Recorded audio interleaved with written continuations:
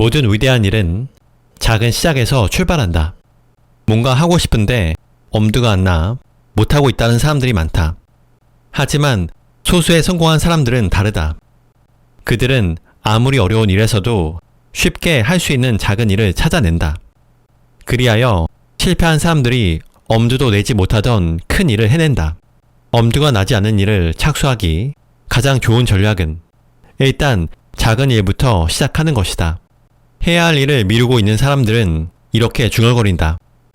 그럴 기분 아니야. 지금은 내키지 않으니까 나중에 하자. 하지만 그건 생물학적으로 보면 틀린 생각이다. 의욕이 없어서 시작을 못하는 게 아니라 시작을 하지 않기 때문에 의욕이 생기지 않는 것이다.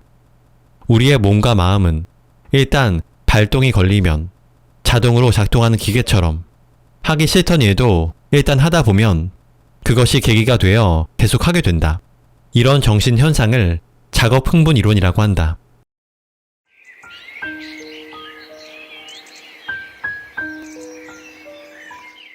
안녕하세요. 책바라기입니다. 오늘 소개할 책은 실행이 답이다입니다. 그럼 낭독을 시작하도록 하겠습니다. 프롤로그. 의지력을 탓하지 말고 지렛대를 찾아보자. 성공하는 사람들이 위대한 이유는 그들의 지식이나 아이디어가 남달라서가 아니라 그들의 실천 때문이다. 99%의 평범한 사람들 역시 수천 가지의 좋은 생각을 가지고 있다. 그러나 그들은 실천하지 않는다.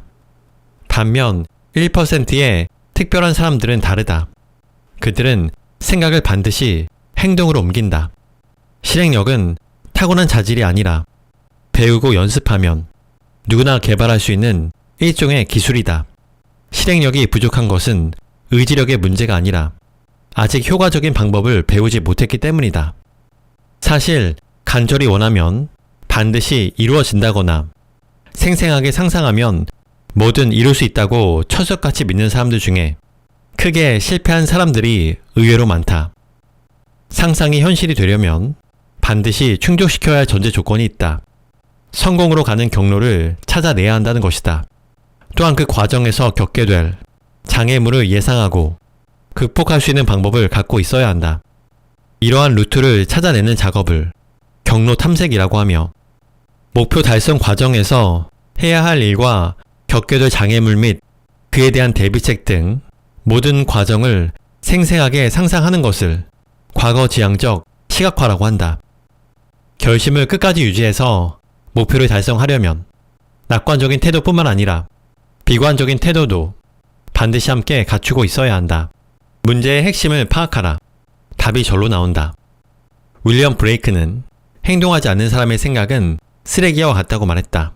알버트 아인슈타인은 어떤 문제를 정확하게 설명하는 것은 그 해답을 찾는 일보다 훨씬 더 중요하다고 말했다. 문제를 해결하기 위해서 반드시 거쳐야 할 단계가 있다.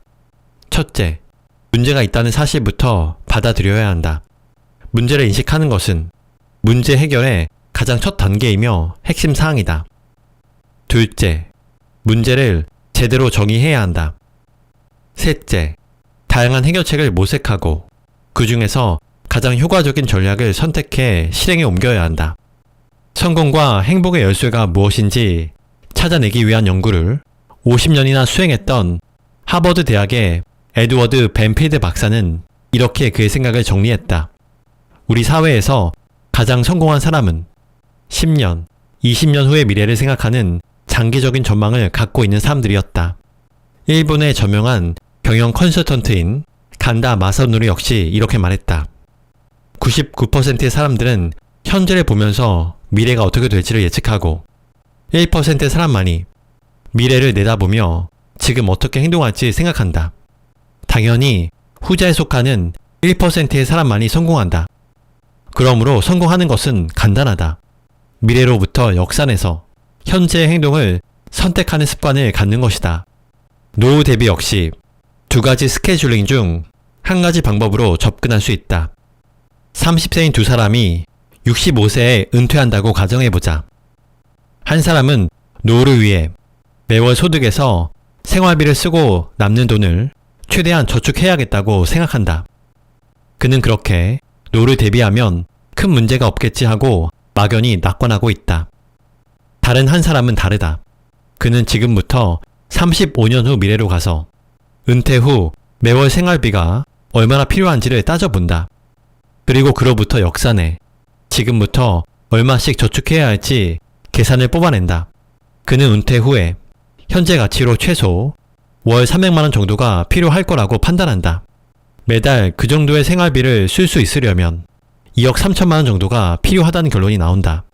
그래서 그 정도의 자산을 마련하기 위해 지금부터 은퇴할 때까지 매월 75만원씩 꼬박꼬박 저축하기로 결심한다. 순행 스케줄링으로 그냥 열심히 살다 보면 어떻게 되겠지 하면서 살아가는 전자와 역산 스케줄링을 활용해 체계적으로 노후를 대비하는 후자 중 누가 더 안전하고 행복한 노후를 보낼 수 있을까? 10년 후에 달성하고 싶은 그대의 목표는 무엇인가? 지금까지 이 목표를 달성하기 위해 어떤 스케줄링을 준비해 왔는가? 그 목표를 달성하기 위해 지금 당장 해야 할 작은 일은 무엇인가? 삶은 돌발 상황을 만들어 우리를 방해한다. 하지만 성공한 사람들은 가능한 돌발 사태를 예상하고 대비해서 항상 더 많은 것을 얻어낸다. 돌발 사태의 대비책을 백업 플랜 또는 플랜 B라고 한다. 조깅을 하려고 했는데 밖에서 비가 쏟아지면 헬스클럽에 가서 운동을 한다. 그런데 헬스클럽이 문을 닫으면? 그러면 집에서 팔굽혀펴기와 요가를 한다. 이렇게 대비책을 세우고 대비책을 위한 대비책까지 마련해 두면 계획이 어긋날 때 곧바로 다음 계획이 가동되어 중간에 포기하거나 구차하게 변명할 필요가 없다.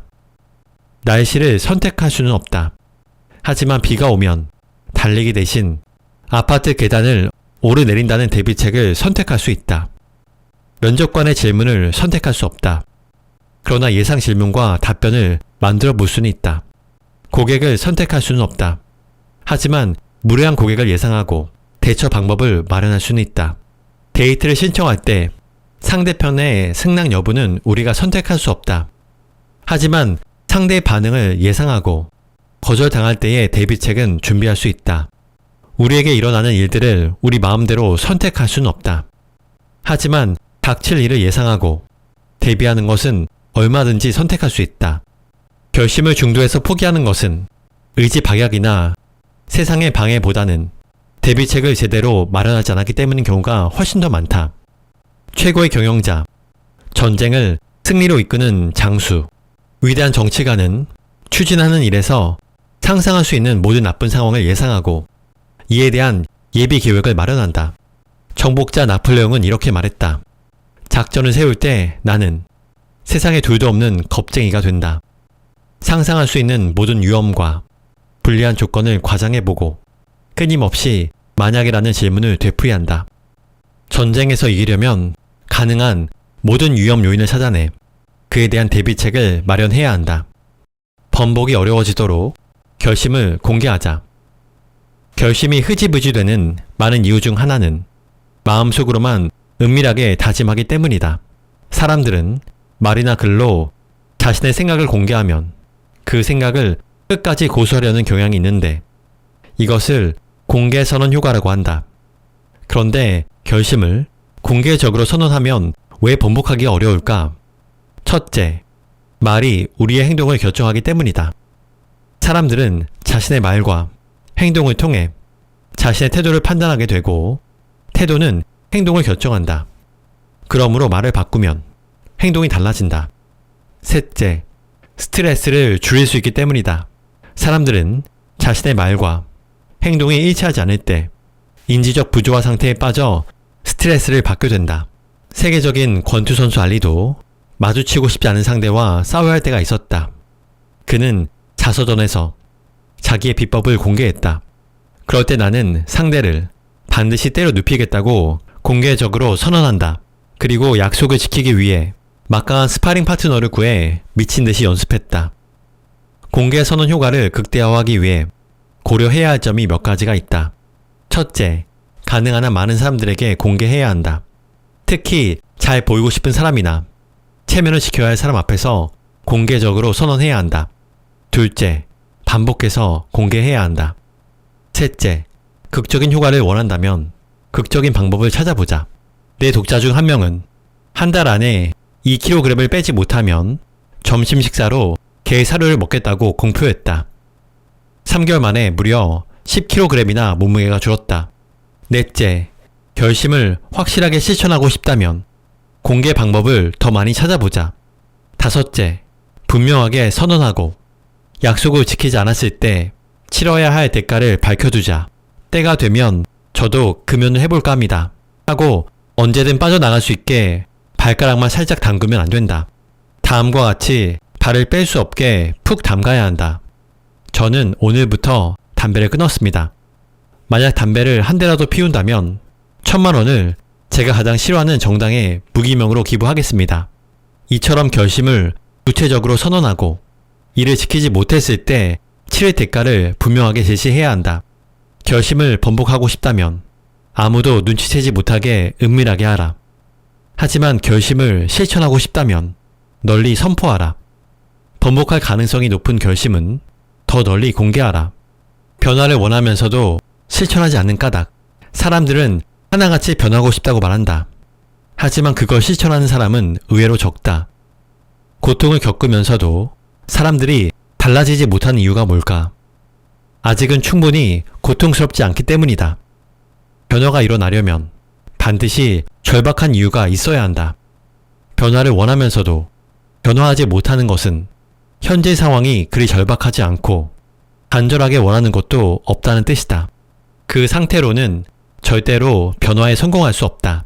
니체는 이렇게 말했다. 살아야 할 이유를 아는 사람은 그것에 이르는 방법도 찾아낸다. 20년 이상 늦잠을 자던 사람도 사귀고 싶은 사람이 아침 운동을 함께 하자고 제안한다면 늦잠 자는 버릇을 한순간에 버릴 것이다. 무슨 일이든 그 일을 해야 하는 딱 한 가지 제대로 된 이유만 찾아내면 된다. 시험 공부 7단계라는 유머가 있다. 1단계, 집에 가서 해야지. 2단계, 저녁 먹고 해야지. 3단계, 배부르니 좀 쉬었다 해야지. 4단계, 지금 보는 TV만 보고 해야지. 5단계, 밤새워 열심히 해야지. 6단계, 내일 아침에 일어나서 해야지. 7단계, 이런 젠장. 신년 결심이 작심삼일로 끝날 수밖에 없는 까닭. 굳은 결심들이 자꾸 뒤로 미뤄지는 이유는 뭘까? 실천하지 않겠다는 강한 동기가 깔려있기 때문이다. 밥 먹고 하겠다는 말에는 지금은 하기 싫다는 강한 거부 심리가 숨어있고, 내일 아침 일찍 일어나 공부하겠다는 말 속에는 오늘은 절대 공부를 하지 않겠다는 강한 의지가 숨어있다. 새해에 담배를 끊겠다는 것은 지금 당장은 끊을 생각이 없다는 것이고, 결혼기념일에 다이어트를 시작하겠다는 것은, 결혼기념일부터 다이어트를 시작하겠다는 것은 그때까지는 배가 터지도록 먹겠다는 다른 표현이다. 즉, 절대로 변화하지 않겠다고 말하는 것과 같다. 백만장자들은 회신 속도가 다르다. 경영 전문가 혼다 켄은 일본 국세청 고액 납세자 명단을 확보해 그중 1만 2천 명을 대상으로 인터뷰와 설문조사를 실시했다. 조사에서 밝혀진 부자들의 재미있는 특성 중 하나는 고액의 소득자일수록 설문조사에 대한 응답 시간이 빨랐다는 것이다. 부자들이 다 한가해서 그럴까? 아니다. 그들은 어차피 할 일이라면 빨리 처리하는 것이 여러모로 유리하다는 것을 체험을 통해 알고 있기 때문이다. 바쁜 일상 속에서도 신속하게 결정하는 습관이 몸에 배어 있기 때문이다. 부자들은 비즈니스뿐만 아니라 개인적인 편지나 이메일에 답신이 빠르고, 누군가로부터 작은 도움이라도 받으면 감사 편지도 신속하게 보내는 것으로 조사되었다. 신속하게 반응하면 사람들의 호감과 신뢰를 얻을 수 있다. 왜냐하면 사람들은 상대가 신속하게 반응할 때 자신이 존중받고 있다고 느끼며 상대를 신뢰할 수 있는 사람이라고 판단하기 때문이다. 전화나 문자 응답이 늦거나 없으면 그 사람이 자기를 무시하거나 모욕하는 것처럼 느껴진다고 말하는 사람도 있다. 실제로 뭐든 빨리빨리 해치우는 사람도 싫어하는 사람이 요청을 하면 일부러라도 늦장을 부리게 마련이고, 군뱅이처럼 게으른 사람도 정말 좋아하는 사람 앞에서는 반응 속도가 빛의 속도로 빨라진다. 어차피 할 일이라면 속전속결로 처리하는 게 좋다. 속도는 자신을 다른 사람과 차별화할 수 있는 가장 효과적인 수단이다. 베스트셀러 작가인 폴 맥케나는 부자들의 성공 요인을 찾아내기 위해 수많은 백만장자들을 인터뷰해서 이들의 성공 전략을 6가지로 정리했다. 그 5번째 전략이 신속성인데, 성공한 기업가들은 대부분 새롭게 구상한 일이 있으면 24시간 내에 뭔가를 실행한다는 것이다. 우리도 결심하면 24시간 내에 행동에 나서는 습관을 들여보자. 책을 구입하면 24시간 내에 한 페이지라도 읽어보자. 어떤 식으로든 24시간 안에 그 첫걸음을 내딛자. 일본 전사는 반드시 한다, 될 때까지 한다라는 모토로 시골의 작은 기업에서 시작해 계열사 140개를 거느린 거대 그룹으로 성장했다. 조직행동 전문가이며 미국 스탠퍼드 대학 교수인 제프리 페퍼 역시 탁월한 성과를 내는 개인과 조직의 가장 특징적인 자질을 행동 지향성으로 꼽고 있다. 광고 역사상 가장 뛰어난 3대 캠페인 중 하나가 바로 나이키의 그냥 해버려이다. 실천력을 높이고 싶다면, 그래서 성공 가능성을 높이고 싶다면 이것저것 따지지 말고 지금 당장 목표와 관련된 무언가를 저질러야 한다. 미국의 26대 대통령 루즈벨트는 이렇게 말했다. 지금 있는 자리에서 가지고 있는 것으로 할 수 있는 것을 하라. 작게 시작하라. 모든 일은 작은 시작에서 출발한다. 뭔가 하고 싶은데 엄두가 안 나 못하고 있다는 사람들이 많다. 엄두라는 말은 얼핏 보기에 순우리말 같지만 한자어 염두에서 나온 말이다. 생각할 염자와 머리 두자를 써서 생각의 첫머리라는 의미를 갖고 있다. 엄두를 못 낸다는 말은 어떤 일을 실천하기는커녕 해볼 생각조차 하기 어렵다는 의미다. 그러면 왜 엄두가 나지 않을까? 하고자 하는 일이 너무 어려워 할 수 없을 것이라고 지레 짐작하기 때문이다. 그래서 많은 사람들이 시도하기 전에 꿈을 포기한다. 하지만 소수의 성공한 사람들은 다르다. 그들은 아무리 어려운 일에서도 쉽게 할 수 있는 작은 일을 찾아낸다. 그리하여 실패한 사람들이 엄두도 내지 못하던 큰 일을 해낸다. 엄두가 나지 않은 일을 착수하기 가장 좋은 전략은 일단 작은 일부터 시작하는 것이다. 해야 할 일을 미루고 있는 사람들은 이렇게 중얼거린다. 그럴 기분 아니야. 내키지 않으니까. 하지만 그건 생물학적으로 보면 틀린 생각이다. 의욕이 없어서 시작을 못하는 게 아니라 시작을 하지 않기 때문에 의욕이 생기지 않는 것이다. 우리의 몸과 마음은 일단 발동이 걸리면 자동으로 작동하는 기계처럼 하기 싫던 일도 일단 하다 보면 그것이 계기가 되어 계속하게 된다. 정신의학자 에밀 클레펠리는 이런 정신현상을 작동 흥분 이론이라고 명명했다. 이 이론에 따르면 우리 뇌는 몸이 일단 움직이기 시작하면 멈추는 데에도 에너지가 소모되기 때문에 하던 일을 계속하는 게 더 합리적이라고 판단한다. 그래서 하기 싫던 일도 일단 시작하면 뇌가 자극을 받아 금세 그 일에 집중하게 된다. 그러므로 시작이 반이라는 말은 심리학적으로 정말 타당한 말이다. 말을 물가로 끌고 갈 수 있지만 물을 먹일 수 없다는 속담이 있다. 심리학적 관점에서 보면 이 말은 틀렸다. 목마르지 않은 말도 일단 물가로 데려다 놓으면 언젠가는 물을 마시게 된다. 물가에 있다는 사실 자체가 말로 하여금 물을 마시게 하는 모멘텀을 제공했다고 할 수 있다. 모멘텀이라는 영어 단어는 운동량, 여세, 탄력, 계기라는 의미를 갖고 있는데 심리학에서는 행동 변화를 일으키는 계기를 모멘텀이라고 하며 이를 활용한 행동 수정 기법을 행동 모멘텀 기법이라고 한다. 그래서 공부를 잘하고 싶다면 놀더라도 학교에 가서 놀아야 한다. 책을 많이 읽으려면 어려운 고전부터 도전하지 말고 실용서나 재미있는 소설부터 시작하는 것이 좋다. 집을 마련하고 싶다면 일단 주택청약통장부터 개설해야 한다.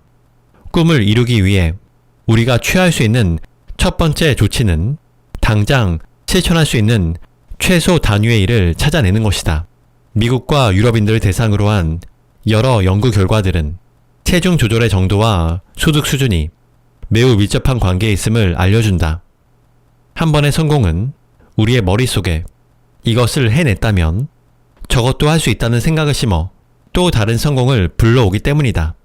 해리포터는 이렇게 말했다. 우리가 그것을 작은 일로 나눈다면 어떤 것도 특별히 어렵지 않다. 사선을 설정하라. 미루는 일이 없어진다. 아이들은 방학 숙제를 개학을 앞두고 몰아서 한다. 대학생들은 시험 날짜가 코앞에 다가와야 시험 공부를 시작한다. 교수는 다를까? 아니다. 그들 역시 마감일에 맞춰 연구 논문을 제출한다. 사람들은 일을 할 때 아무리 충분한 시간을 갖고도 주어진 시간을 남기는 법이 없다. 일은 항상 끝날 시간이 되어야 끝이 난다. 중요한 일을 뒤로 미루는 것은 실패한 사람들의 공통점이다. 내일 일을 오늘로 앞당겨 끝내는 것은 성공한 사람들의 특징이다. 데드라인이란 넘지 말아야 할 선, 죄수가 넘으면 총살당하는 사선을 의미하지만 마감 시간으로 더 많이 사용된다. 데드라인은 그 시간이 지나면 아무 소용이 없기 때문에 우리를 긴장시키고 죽을 힘을 다해 뛰게 만든다. 데드라인이란 집에 불이 난 것과 같다. 곧바로 실천하고 싶은 것이 있다면 데드라인을 정해 그 일에 불을 질러야 한다. 사람을 가장 고무시키는 것은 바로 이 데드라인이다. 성과가 오르지 않는다면 시간이 너무 많기 때문이다. 파킨슨의 법칙. 목표가 언젠가라는 장애물에 좌초되지 않도록 하려면 데드라인을 정하는 습관을 들여야 한다. 내 경험에 의하면 준비 기간으로 일주일을 주건 1개월을 주건 기한 내에 리포트를 제출한 학생의 수에는 차이가 없었다. 과제의 질적 차이도 거의 없다. 사람들은 시간이 있을 때 일하는 것이 아니라 끝내야 할 시간에 맞춰 일을 시작하기 때문이다. 일반적으로 사람들은 시간이 많이 주어지면 쓸데없이 일을 부풀려 주어진 시간을 남김없이 다 쓰고 막판에 가서야 일을 끝내는 경향이 있다. 이 현상은 파킨슨의 법칙이라고 한다. 파킨슨의 법칙에서 배울 수 있는 교훈은 목표 달성에 필요한 시간을 넉넉하게 잡는 것보다 다소 빠듯하게 잡는 것이 효과적이라는 것이다. 1시간 내에 책 한 권을 반드시 읽어야 한다면 어떻게 할까? 정답은 하나밖에 없다. 1시간 내에 읽는 것이다. 내 경우에도 한가할 때보다 바쁠 때 책을 더 많이 읽게 된다. 어떤 상황에서든 모든 일을 다 할 수 있는 시간은 없다. 그러나 어떤 경우라도 꼭 해야 할 일을 할 수 있는 시간은 있다. 어둠 속으로 들어가는 순간 우리의 동공이 확장되듯이 마음이 급하거나 절박할 때 뇌의 흡입력은 순간적으로 확장된다. 앤드류 매튜스는 다음과 같이 말했다. 재능이 없다고 말하는 사람들의 대부분은 별로 시도해본 일이 없는 사람들이다. 에디슨이 보통 사람과 다른 것은 모두가 경험이라고 말하는 것을 실험이라고 규정했다는 것이다. 에디슨은 자신의 행동을 실험이라고 규정했다. 그는 아무리 사소한 문제라도 그 해결책을 찾기 위해 의도적이고 의식적인 노력을 기울인다면 그걸 실험이라고 규정했다. 크건 작건 문제가 생기면 그는 그것을 골칫거리로 여기지 않고 실험 대상으로 여겼다. 그에게 실패란 가설이 틀렸다는 사실을 알게 해주고 새로운 가설이 필요하다는 사실을 깨닫게 해주는 또 다른 성공한 실험이었다. 실패를 실험이라 생각할 수 있었기에 그는 발명왕이 되었다. 오래전에 연애 박사라는 별명을 가진 친구 한 명이 비결을 말한 적이 있다. 그냥 실험이라고 생각해. 그러면 부담도 없고 실제로 실패를 하다 보면 시도하지 않았을 때 배울 수 없는 많은 걸 배울 수 있지. 그렇다면 실험 정신을 기르려면 어떻게 해야 할까? 첫째, 해보지 않고 미리부터 안 될 거라고 단정 짓지 말아야 한다. 둘째, 모든 시도를 실험이라고 생각해야 한다. 셋째, 모든 문제에는 반드시 답이 있으며 해결책은 하나가 아니라는 사실을 믿어야 한다. 대나무 중에 최고로 치는 모죽은 씨를 뿌린 후 5년 동안 아무리 물을 주고 가꾸어도 싹이 나지 않는다고 한다. 하지만 그 시기가 지나면 어느 날 손가락만한 죽순이 돋아나 주 성장기인 4월이 되면 하루에 80cm씩 자라기 시작한다. 임계점에 도달하기 전에는 아무리 에너지를 가해도 변화가 나타나지 않는다. 그래서 수많은 사람들이 성공을 눈앞에 두고 포기한다. 실패하는 사람들에게는 공통점이 있다. 세상의 모든 변화에는 임계점이 존재한다는 사실을 가정하지 못한다는 것이다. 포기하는 그 순간 성공이 바로 코앞에 있다는 사실을 깨닫지 못하는 것이다. 모든 가능성을 다 시도했다 할지라도 여전히 가능성은 남아있다. 가시적인 변화가 드러나지 않는다고 해도 내면에서는 조금씩 변화가 일어나고 있다. 계속 시도하다 보면 이 상태에서 저 상태로 갑자기 바뀌는 순간, 즉 임계점이 도래한다. 아메리카 인디언의 제사장인 레인메이커가 기우제를 지내면 반드시 비가 왔다고 한다. 비가 올 때까지 기우제를 지냈기 때문이다. 사람은 결코 실패하지 않는다. 중도에 그만둘 뿐이다. 중국 속담에 느린 것을 두려워하지 말고 중도에 그만두는 것을 두려워하라는 말이 있다. 인생은 실패했을 때 끝나는 것이 아니라 포기할 때 끝나는 것이다. 목표에서 눈을 떼지 말라. 결국 이루게 된다. 아리스토텔레스는 다음과 같이 말했다. 머릿속으로 자신이 바라는 것을 생생하게 그리면 온몸의 세포는 모두 그 목적을 달성하는 방향으로 조절된다. 제대로 된 목표가 만들어지면 그때부터 모든 것이 변하기 시작한다. 만나는 사람, 자주 가는 곳이 달라진다. 보고 듣는 책이나 기사뿐만 아니라 방송 채널도 달라지고 대화 주제도 달라진다. 처음에는 사람이 목표를 만들지만 일단 목표가 만들어지면 목표가 사람을 이끌기 때문이다. 있는지조차 의식하지 못해도 우리의 머릿속에는 뭔가가 박혀 있다. 김밥이나 파는 장사꾼, 봉급쟁이, 내가 어떻게, 이 나이에 식의 부정적 자기 규정은 존재 자체를 인식하지 못해도 우리의 정신 속에 깊이 박혀 있어 알게 모르게 우리의 행동 전반에 영향을 미친다. 사람들은 모두 나는 어떠한 사람이라는 자아 이미지를 갖고 있으며 이와 일치하는 증거를 찾고 거기에 맞춰 행동하려는 강한 욕구를 가지고 있는데 이를 자아 일관성의 원리라고 한다. 사람들은 무의식 중에도 자신의 말과 행동을 자아 이미지와 일치시켜야 도덕적이라고 생각한다. 학업 실패자들은 마음속으로 나는 멍청이인가 봐.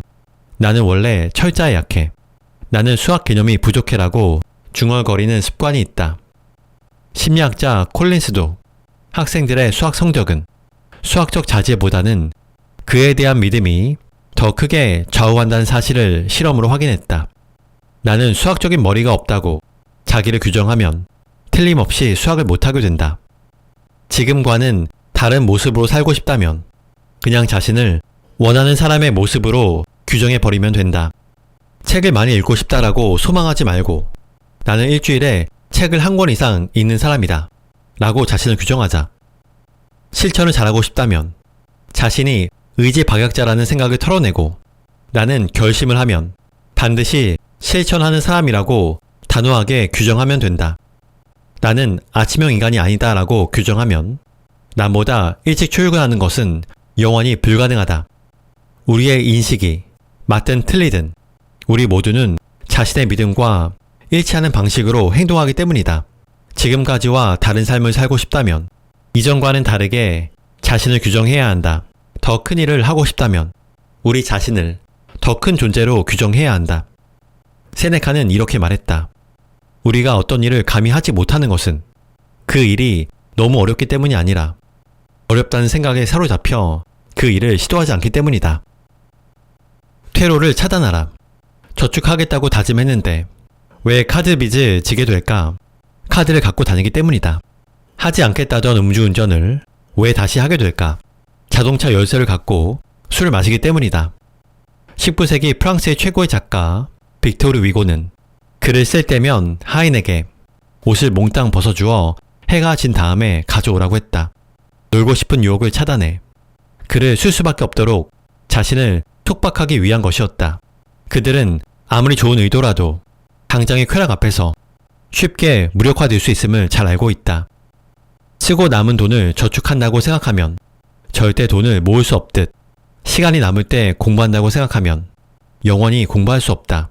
나폴레옹은 죽음을 무릅쓰고 싸우기 위해 북원에게 건너왔던 다리를 불지르라고 명령했다. 위대한 정복자 줄리어스 시저나 무적의 해적 바이킹 역시 육지에 도착하면 자신들의 배에 불을 질렀다. 퇴로를 차단해야 죽기 살기로 싸워 이길 수 있다는 것을 알고 있었기 때문이다. 심리학자 리처드 칼슨은 목표를 생각하는 시간과 목표 달성 정도가 매우 밀접하게 관련되어 있다는 사실을 상담을 통해 확인했다. 돈을 버는 방법에 대해 날마다 1시간씩 생각한 사람은 2년 후에 정말 재산이 눈에 띄게 늘어났다는 것이다.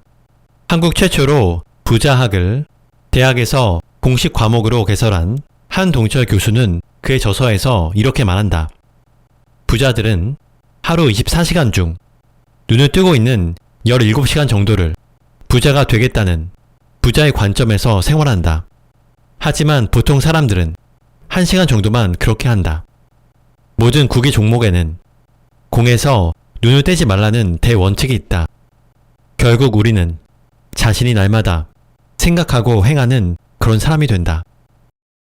지금부터는 주요 목차를 읽어드리도록 하겠습니다. 프롤로그. 의지력을 탓하지 말고 지렛대를 찾아보자. 1장. 결심. 목적지를 확실히 정하라. 로드맵을 그려보라. 지름길이 보인다. 문제의 핵심을 파악하라. 답이 절로 나타난다. 역산 스케줄링을 시도하라. 할 일이 명확해진다. 대비책을 만들어두라. 돌발 상황이 두렵지 않다. 공개적으로 선언하라. 어쩔 수 없이 하게 된다. 절박한 이유를 찾아내라. 그 누구도 못 말린다. 2장. 실천. 즉시 행동으로 옮겨라. 당장 실천하라. 제일 적당한 때는 지금이다. 작게 시작하라. 크게 이루게 된다. 사선을 설정하라. 도전이 즐거워진다. 실험이라 생각하라. 놀라운 일이 일어난다. 관찰하고 기록하라. 저절로 달라진다. 쉬운 일에 빠지지 말라. 중요한 일을 놓치게 된다. 3장. 유지. 끝까지 포기하지 말라. 더 넓게 규정하라. 더 큰 일을 하게 된다. 퇴로를 차단하라. 딴 생각을 할 수 없다. 열심히만 살지 말라. 부가가치를 따져보라. 목표에서 눈을 떼지 말라. 결국 이루게 된다. 한 발 더 나아가라. 그 한 발의 차이로 승부가 결정된다. 실행력을 가르쳐라. 실천이 쉬워진다. 에필로그. 읽고, 느끼고, 그리고 잊어버리고. 저자 이민규. 심리학 박사. 임상심리 전문가. 아주대학교 심리학과 명예교수. 성공적이고 행복한 삶을 위해서는 1%만 바꾸면 된다는 삶의 철학을 널리 퍼뜨려 독자들에게 1% 행동심리학자로 알려져 있다. 단국대학교 특수교육학과를 졸업하고 서울대학교 대학원 심리학과에서 임상심리학으로 석사와 박사학위를 취득했다. 공군에서 장병 선발과 심리검사를 담당하는 장교로 복무했고 서울대학교 학생생활연구소에서 카운슬러로 일했다. 조선대학교 의과대학 정신과 교수를 거쳐 아주대학교 부설 아주심리상담센터에서 소장을 역임했다. 지금은 아주대 심리학과 명예교수로 있으면서 일반인과 직장인을 대상으로 심리학을 통해 자기 변화를 고민하는 사람들을 위한 강의와 집필 활동에 열중하고 있다.